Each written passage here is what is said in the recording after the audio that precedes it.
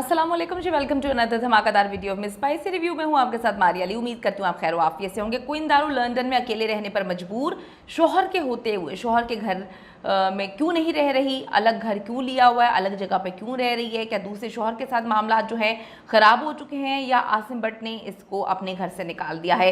दारू वापस जर्मनी क्यों गई, पाकिस्तान अकेली क्यों आती है और अब लंदन में अलग घर में रहने पर मजबूर क्यों है, आज की वीडियो में इसमें बात करेंगे।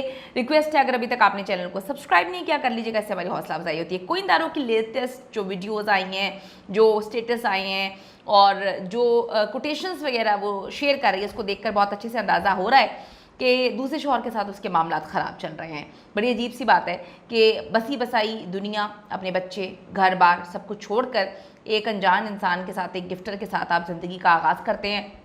वो गिफ्टर पहले 2 बीवियाँ भुगता चुका है, तीसरी बीवी बनते हैं और इनसे शादी से पहले शायद इन्होंने शर्त रखी होगी, दोनों की शर्त यही थी कि आसिम भट्ट ने शर्त रखी होगी कि बच्चे तुम नहीं लेकर आओगी और इससे शर्त रखी होगी कि तुम अपनी दूसरी बीवी को तलाक दोगे। दूसरी बीवी को तलाक भी दी, बच्चे को भी घर से बाहर निकाल दिया, तो फिर आसिम भट्ट इसके बच्चों को अपने घर में कैसे रख सकता है, जो अपनी बच्ची को जो है अपने घर में नहीं रख पाया।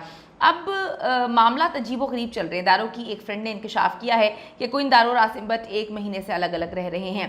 दारो के दरमियान मामला जो है बच्चों को लेकर ख़राब हुए। पहले दारो ने कमिटमेंट कर ली थी, उसके बाद दारो जो है वो बच्चों का रोना रो रही है, क्योंकि वो बार बार आसिम को समझाने की कोशिश कर रही है कि मेरा कंटेंट जो है वो बच्चों के बगैर नहीं बिक रहा, नहीं चल रहा, तो बच्चों का आना बड़ा ज़रूरी है। दारो पहले जर्मनी गई, फिर पाकिस्तान गई और अब जो है वो लंदन आ चुकी है, लेकिन आसिम भट्ट के घर में नहीं रह रही है, उसकी दोस्त ने कंफर्म किया है। क्वीन दारो ने अकेले सोशल मीडिया पे काम करना स्टार्ट कर दिया है।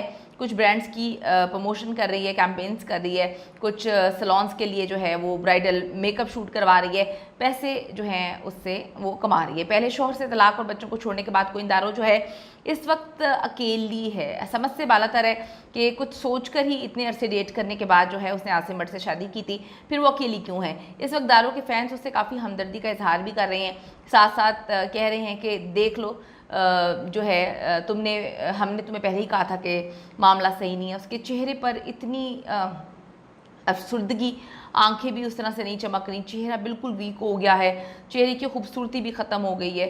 वो खूबसूरती मैं आपको बताऊं कि दिल की होती है। अगर आप दिल से खुश हैं तो आपके चेहरे पर वो खुशी आती है। तो ये अक्सर कहा करती थी कि जी मैं खुश नहीं हूँ अभी तलाक के बाद, तो खुश नहीं थी तो इतना चेहरे पर रौनक थी और चेहरा बड़ा खुश था, और आप खुश है तो चेहरा बेरौनक हो चुका है।